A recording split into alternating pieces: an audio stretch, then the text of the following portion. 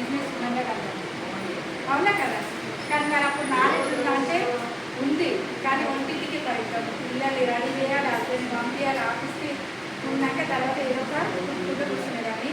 కానీ ఇప్పుడు అట్లా కాదు, అందరినీ ఆఫీస్ కూడా బిజినెస్ చేయాలని, ఉమెన్ ఎంపవర్మెంట్ సృష్టించాలని దృఢ సంకల్పం పెట్టుకుని పనిచేస్తుంది.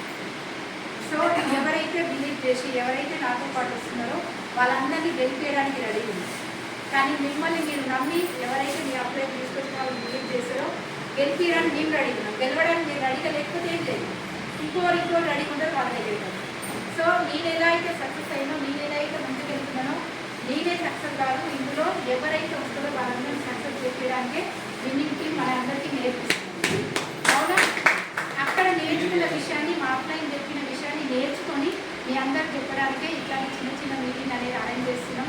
కంపల్సరీ దీనికి ప్రమోట్ చేసుకోండి, అద్భుతంగా ఉంటుంది. మీటింగ్ అంటేనే అద్భుతం. నేను చెప్తున్నా కదా, బయట ఇంట్లో ఎన్నో సమస్యలు ఉంటాయి, మీరు ఫ్రీగా ఉండాలి, హ్యాపీగా ఉండాలంటే మీటింగ్ వచ్చి 5 నిమిషాలు వచ్చింది 100% చెప్తున్నా, వాళ్ళ మైండ్ అనేది ఫ్రీగా ఉంటుంది.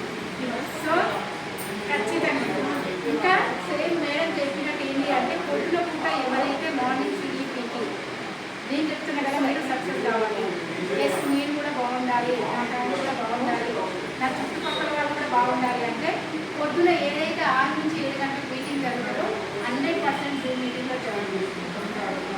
అట్లా మీరు కనీసం 21 రోజు జూమ్ మీటింగ్లో అటెండ్ కానీ, 21 వారాలు ఇట్లాంటి మీటింగ్లో కూర్చోవాలి.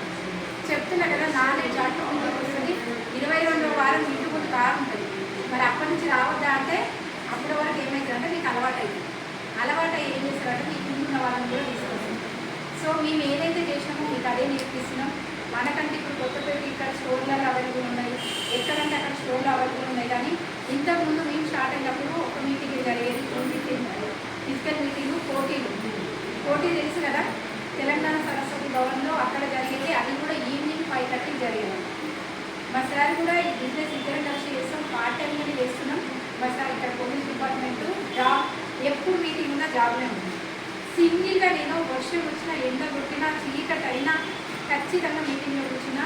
21 వారాలు నేను అక్కడ కూర్చున్నా కాబట్టి 22వ వారం మా ఇంటి ముందు 6 monthsలోనే వీసా టాప్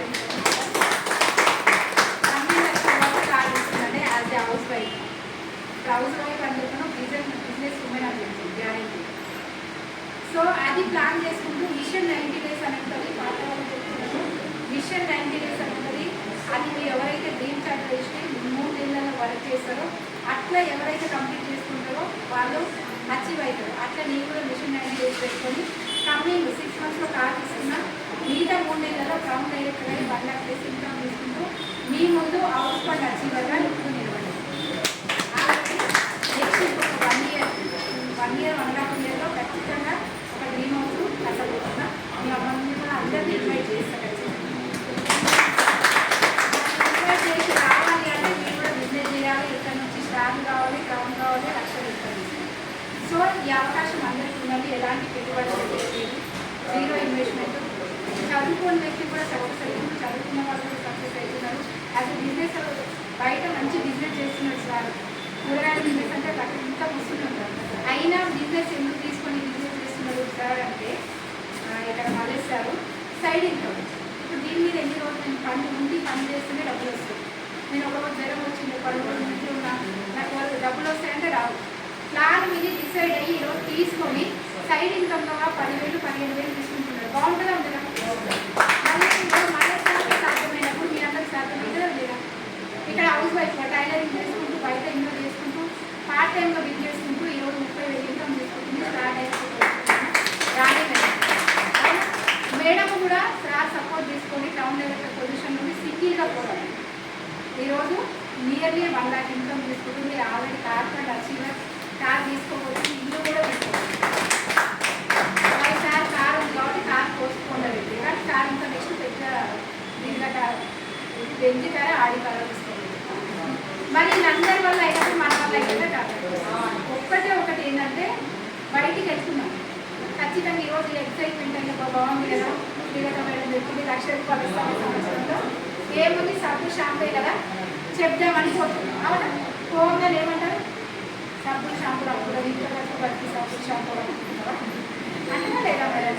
ఈసారి ఏమైనా తక్కువ మంచిగా బయట పోలీస్ డిపార్ట్మెంట్ మంచి ఇన్కమ్ వస్తుంది, నీకెందుకు అవ్వాలి నన్ను ఎంతో అంటారు. కానీ ఆగలేదు, నా డ్రీమ్ కట్టింది. అక్కడ నా డ్రీమ్ ఏంటంటే నేను ఒక్కదాన్ని సక్సెస్ కాదు, నాతో పాటు ఉన్న వాళ్ళని కూడా సక్సెస్ చేయాలని నా చిన్నప్పటి కనీసం ఒక 10 మంది కన్నా చేయాలని చిన్నప్పటి ఈ లైఫ్ నన్నుకున్నప్పుడు పెట్టుకున్నట్టు మా నాన్న చెప్తున్నాను అనమాట. 10 మందికి వెళ్ళి వస్తుంది. నాకేమో వచ్చిందంటే నిజంగా దేవుడికి ధన్యవాదాలు చెప్తున్నాను.